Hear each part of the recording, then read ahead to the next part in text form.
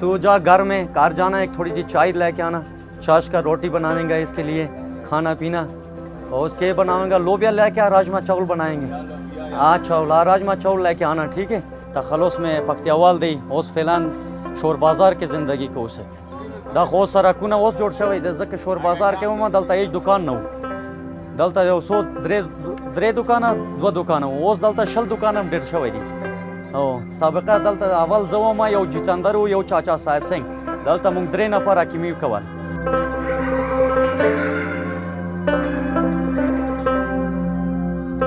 तू अजिंजा नेस्ती अजिंदस्ती क्या पुष्ट मुआज़मिजा पैदा शुदा अस्करी कदें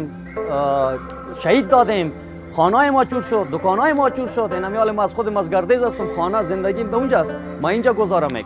मजहब ताजीज में कुना खु मजबूरा से नमी दिल सर्द में शा एना वाले उष्टुकाय मा द मजहबी कार कैसे मेरा हिंदू मेगन कचालू मेगन इनमी दिल सर्द है कोई नमी की फॉर्मूला मकाम शुदा पर खुद दिल आदम मिशकिना एना वाले द तेदाद मा इंजा बेदर 600 फॉर्मूल दाश्तें آل دایبی کابل ما 200 فامیل مان که اگر قراری باشه از این آب و هوای افغانستان در کشورهای دیگه هیچ نداریم صدقه خاک از این شود.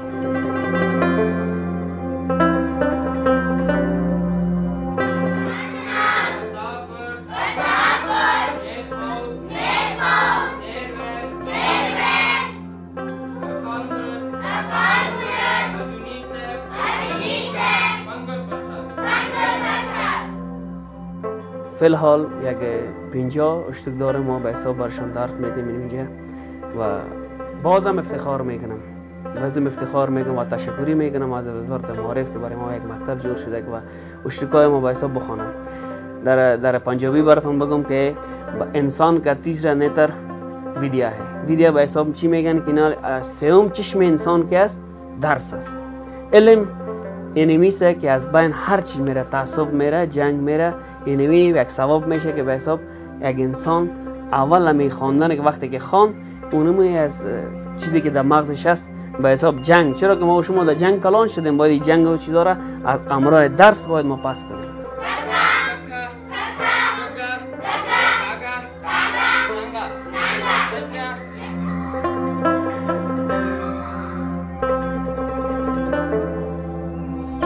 این راه ما و شما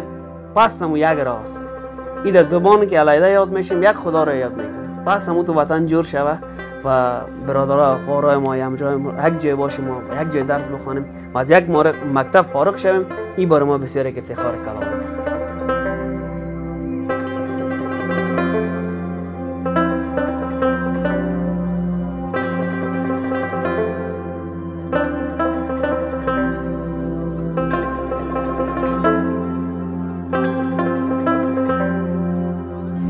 آب و هوای افغانستان در دنیا نیست یک نانش هم پیدا کسی نمیدانه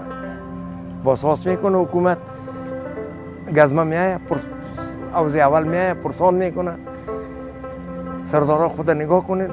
کسی غیره را در دکان نمانین این حالی بچه اوتار سنگ مرد پارلمان است وکیل پارلمان شده بچهش هم مشاور اشرف غنی است خیلی حکومت دیگه چی کنه اینمی حکومت است دیگه